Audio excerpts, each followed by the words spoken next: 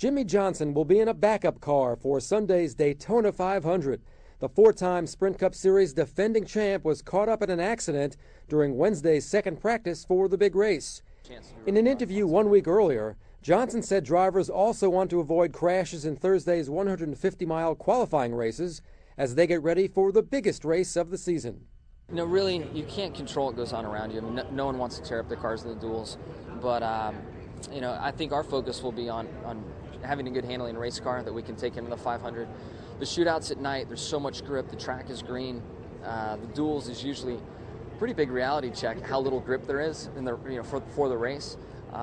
So we'll focus a lot on handling then and make sure that the car can run wide open for as many laps as possible so that we have a chance to be really good on Sunday.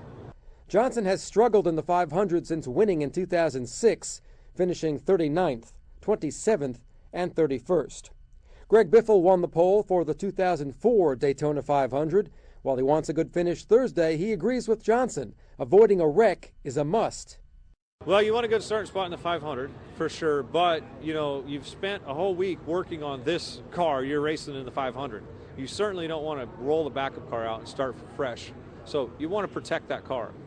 You want to take care of it, but you want to get the best starting spot you can for the 500. So it is a delicate, that is hard to juggle. That's probably one of the hardest things to do, is how aggressive do you be? You don't want to wreck the thing, but how aggressive do you want to be and for that start spot, but you want to make sure you're starting with this car.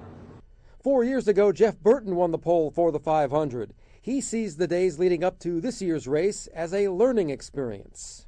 You know, there's going to be a practice on Friday and a practice on Saturday. What you did in that 150 is going to bring you information to get ready for that Thursday and Friday, which ultimately gets you ready for Sunday. So, you know, I really like the 150s. It gives us a great chance to kind of knock the dust off a little bit and learn about your race car and learn what your car can and can't do so you can make it better for the 500.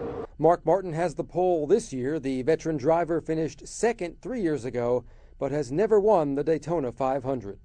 Steve Carmazin, The Associated Press.